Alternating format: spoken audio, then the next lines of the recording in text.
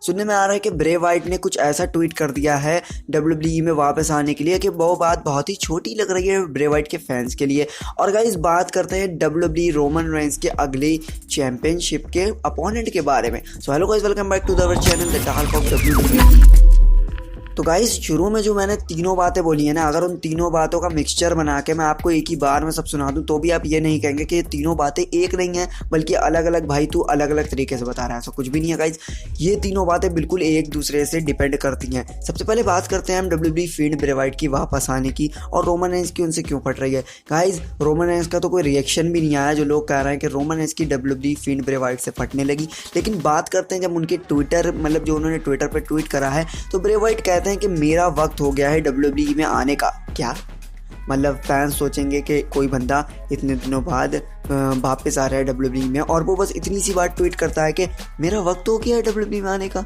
नहीं गाइस, ये छोटे से शब्द उनके सीधे एक्सपोज कर रहे हैं रोमन रेंस को। जाके उन्होंने एक हल्का सा तीर मारा है जो कि सीधा रोमन रेंस पे जाके लग रहा है। उनकी बात बिल्कुल रोमन रेंस के ऊपर गई है, क्योंकि गाइस उन्होंने इसलिए कहा है कि उनका वक्त हो गया है WWE में आने का। क्योंकि गाइस जैसा कि आपने देख ही लिया होगा कि रोमन रेंस भाई 2 साल से WWE में आतंक मचाए फिर रहे हैं। यहाँ तक कि जब बात करें बहुत पहले की पेबैक की, जब रोमन रेंस रिटर्न हुए थे तो उन्होंने डायरेक्ट अटैक कर दिया था ब्रॉन स्ट्रोमैन और हमारे फील्ड ब्रे वाइट के ऊपर। तो गाइस फील्ड ब्रे वाइट शायद हो सकता है उसी का बदला लेने आ रहे हों 2 साल बाद। तो गाइस जैसे कि आपने देख ही लिया था कि रोमन रेंस बार बार एक के बाद लोगों को हराए जा रहे हैं और अब कोई नया प्रतिद्वंदी बचा नहीं है इतना खास जो रोमन रेंस को हरा सके।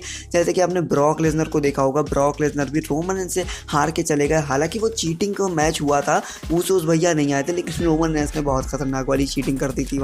ऊसोस भैया नहीं आए थे लेकिन रोमन रेंस ने वहाँ पे बहुत ज़्यादा खतरनाक वाली चीटिंग कर दी थी। लेकिन रोमन रेंस जीते ही थे ना। बात तो वही आती है कि रोमन रेंस तो वहाँ पे जीते थे। तो गाइस रोमन रेंस को हराने वाला कोई भी प्लेयर ऐसा नहीं बचा है अब जो शायद ही रोमन रेंस को हरा सकता है, कोई भी लेजेंड प्लेयर। तो दोस्तों जो ब्रे वाइट ने ट्विटर पे अपने ट्वीट करा है वो करा है कि मेरा WWE में वापस आने का वक्त हो गया है। मतलब सारे लेजेंड्स जो हैं उन्हें रोमन रेंस ने हरा दिया है। अब बारी है फील्ड ब्रे वाइट की अपना ट्रायल देने की, रोमन रेंस से मैच लेने की। तो गाइस सुनने में आ रहा है कि हेल इन अ सेल में WWE फील्ड ब्रे वाइट जो है वो वापस आएंगे और हो सकता है रोमन रेंस के लिए एक इशारा दे दे। लेकिन गाइस एक बहुत ही दर्दनाक बात बताना चाहूँगा मैं आपको कि रोमन रेंस हेल इन अ सेल में कोई भी मैच नहीं ले रहा है अपना, और रोमन रेंस हेल इन अ सेल में दिखाई भी नहीं देंगे।